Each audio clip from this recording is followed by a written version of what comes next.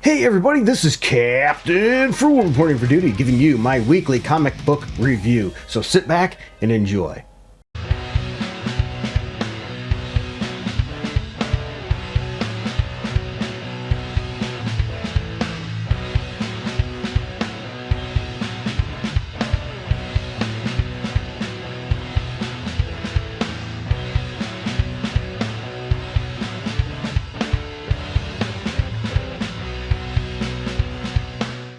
Alright everybody, for those of you that know the drill, I go over a bunch of comic books for the week that I chose to read. Now I didn't have time to read everything, so if I missed something you think I should have read, let me know in the comments below. Also, you may disagree with me on some of my choices. If that's the case, that's alright. Let me know below. Let's just try to keep it civil. My goal is to bring back the old schoolyard days, where we would be in discussing what hero could beat who or what comic book was good and not. And I come armed with my trusty notes, so you'll hear the paper rattle because I do it a little bit old school. I do my grading on a scale of 0 through 10, 7 being average as a 70%. So I'm using schoolyard grading. But that's not all. I also use the League of Comics Geeks to give you other people's views as well as a brief overview of the comic book as well. So let's jump right in.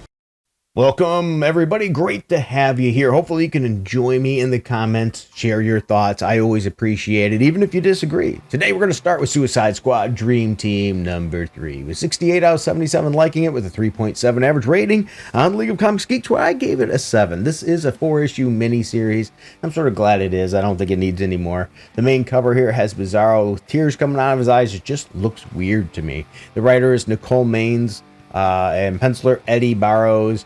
It's just, once again, they're trying to push the Dreamer character. I will say this is probably the best depiction we've had of the Dreamer character since this person has been out. Can Dreamer escape Waller's clutches? No one just gets out from under the thumb of Amanda Waller, and it's looking like Dreamer is no exception. We'll find out here. It's decent art. It's good story progression. As I said, this seems to be the best written Dreamer I think we've had yet so far.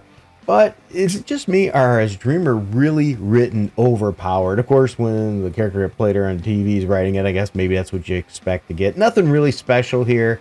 It's just going to be something that's out there. I don't see a whole lot of Dreamer fans, but maybe there are, and I just don't know them. The next issue I want to talk about is Green Lantern number 11. I've been enjoying this series, and I think based on what I'm seeing from the League of Comics Geeks, you have as well. 161 out of 171 liked it with a 4.1 average rating. I gave it a 7.15. Maybe I should put a 7.152.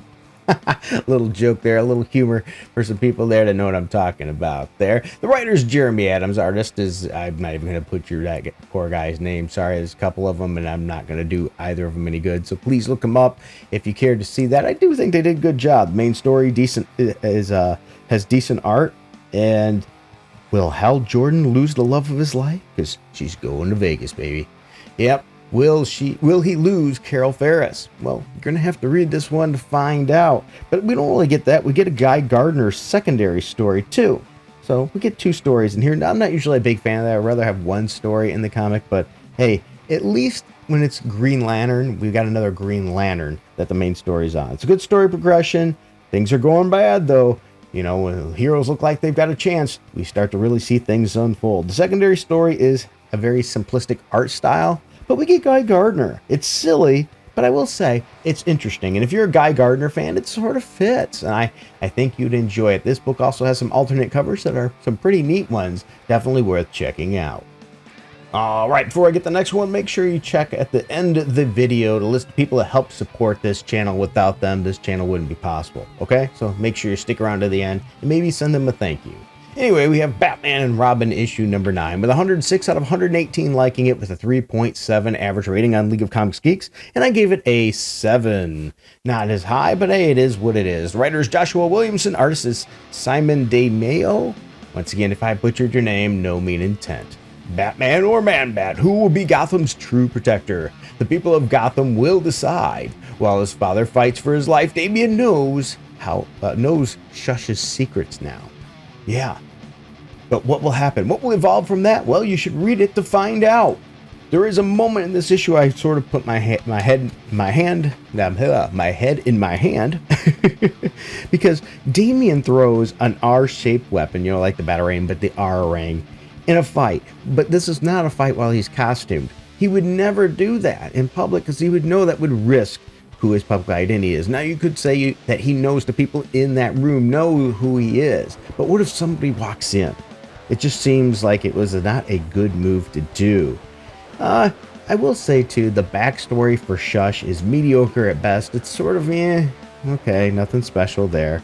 And I'm not a fan of the art style of this, but it is a fun story. It's a nice switch from what we've been getting in the Batman series. So if you don't want to get into all that Zur and all that other weird stuff of, you know, in the back there with Batman, the mental issues, moving on, the robot taking over and all that stuff, this is a nice change of pace where you get some good stories with Batman and Rupp. Hey guys, today's video is sponsored by My Wallet. Yeah, I'm not trying to push any kind of wallet or pimp any wallet out. What I mean is it's sponsored by my personal wallet and the cash that comes out of it to pay for these things. If you want to help with this, you can hit like, subscribe, that notification bell. Those are great ways to get started. But if you find yourself in a position where you can help the channel more, we have a Patreon and a subscribe star down below that you can click on those links. And for as little as $1 a month, you'll have special videos and things to just you, music that you can get. Or maybe if you wanted to, a one-time donation just to help out, we have a Streamlabs link down below. Or we also have, if you go to the Patreon shop, you could buy a song for like $3. I wish I could put them a little lower, but that's the minimum they allow for that. So there's lots of options. Sometimes you might even see an Amazon link. If you want to buy anything through Amazon, click on my link first, then go through there. That'll give me a couple pennies, possibly that way too as well. So there's lots of ways you can help out the channel, because without you, it would not be possible. So thank you, everybody. And let's get back to the video. Now, normally I don't buy into a lot of the one-shot special issues and annuals and things because they usually end up being a waste of time. But due to the subject matter of this one, I decided to give it a shot. And this is Energon Universe Special 2024 number 1. 143 out of 149 liked it with a 4.3 average rating on League of Comics Geeks. And I'm going to say I gave this a high score as well with a high 7.9. Yep, especially an amazing thing for me because this is a kind of book I don't normally go out on my way to spend the money on, especially when they're one-shots. But this is the Energon universe, the connection with them, G.I. Joe, and other things. This is a special new printing of this issue featuring 3 all-new stories from the Energon universe with stunning revelations from the world of Transformers, G.I. Joe, and Void Rivals. And it isn't just saying that in this blurb here, too. It really does. The writers Daniel Warren Johnson, Joshua Williamson, and Robert Kirkman. Artist Jason Howard, Lorenzo de Felici, sorry once again if I butchered your name. Now, when I say that this issue was really quite interesting, the first story tells us what happened to Megatron. Yeah, so if you wondered how come Megatron is gone, what really happened to him, you see it here. And to be honest, it wasn't very surprising. It was sort of exactly what I expected to see with the same characters that I expected to see. These are unscripted, so as you can hear now, my phone, of course, is ringing in the middle of it. I apologize for that. I muted it right now. One of the things I like about doing these unscripted, you get to hear the mistakes, get the raw view and takes that I have here. Also, this book, I have to say, poor old Brawn. Oh, you're a Brawn fan. Woo! Brawn gets wrecked in this one. All right, so with that said, this is definitely a good update and a hint at what is coming in the Energon universe. Really good first story. The second story introduces Hot Rod. Now, I know I might be a minority there. I always thought the Hot Rod character was really cool. We get to see some Hot Rod in that one. And then the third story, you won't believe who Duke is trying to recruit for the G.I. Joe team. And not only that, there's going to be more than one G.I. Joe team? Yeah.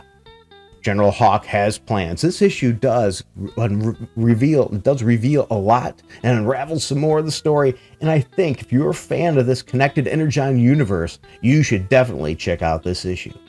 All right, I'm down to just 2 more issues. Next one is G.I. Joe, A Real American Hero, issue number 306. Now, it's sort of funny of all the G.I. Joe stuff going on right now. G.I. Joe is actually my least favorite of the G.I. Joe stuff. Go figure. But 36 out of 36 liked it with a 4.1 average rating on League of Comics Geeks. And I thought it had a strong title here with a 7.3 as well. Definitely not a bad issue.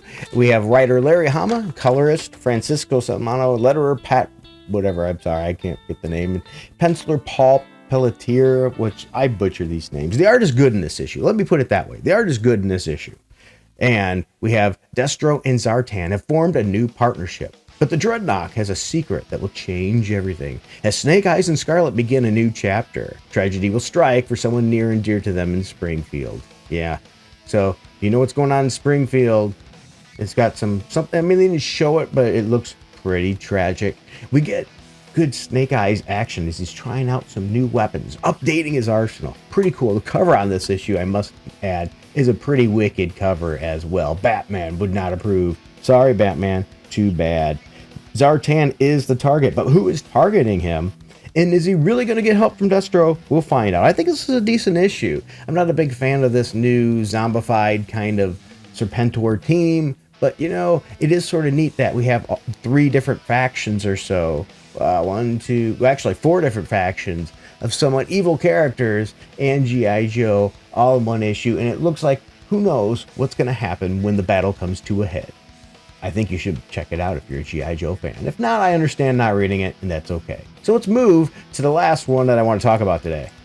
And that issue is none other than The Amazing Spider-Man Blood Hunt #1. So if you're not into Blood Hunt, you're not going to be into this issue. If you've not been a big fan of Spider-Man because what's been going on, this might be a nice trade, nice change of pace, if you will, from what you've been normally getting in the Spider-Man story.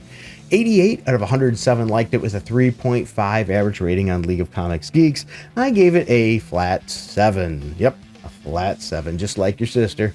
And anyway, the writer is Justina Ireland. The letterer is Corey Petit. I know I'm going to probably get somebody mad in the comments over that last little joke. Sorry if I offended you. But come on, it's just a joke. Letterer Corey Pete Pettit, which if I butchered your name, sorry about that. Spinning directly out of The Amazing Spider-Man issue 49. That should not be a sales point, that's for sure. Spidey's role in Blood Hunt becomes clear. And it involves, of course, Morbius. That's right, the Web-Slinger's main vampiric villain, Michael Morbius, is involved in the big vampire play, and Peter has to figure out if he needs to take out his fanged foe or save him. Misty Knight is in this issue, so if you're a Misty Knight and Colleen Wing fan, yes, you get them both, and they're both awesome characters. I don't see who would not like them. Yeah, so we get to have them there. We have Misty Knight in the fight, and she knows, or at least she thinks she knows, where to get the cure. And it's a mixed issue there, though. I will say the art could be better. Some good art panels, but sometimes some of the faces drawn are just, not well done. But we get more info on who is behind this mess, at least who we think might be behind this mess, and what will Morbius do next. It's an interesting issue. Blood Hunt #1 of 3 for Amazing Spider-Man. Is it enough to lure people in? I don't think so. I really don't. If you're a Spider-Man fan, yeah, you might get it. If you're a Blood Hunt fan, yeah, you might get it. But otherwise, I don't see this book pulling in any new readers. Did you check it out? I would like to know. Did you check out any of these issues? Are you tired of hearing my notes? Let me know your thoughts. And once again, thank these people here. Without them, this channel would not be possible. They've donated a lot to this channel and helped keep it going. If you want to be part of that too, feel free to help out. We would greatly appreciate it. The channel has been seeing some growth. So if you're interested in things like music, tech, video games, and comics, come check out Captain Frugal. We do everything we can on the shoestring budget to not waste money. And you don't need to waste money on it. Take care, everybody. Until next time, keep it frugal.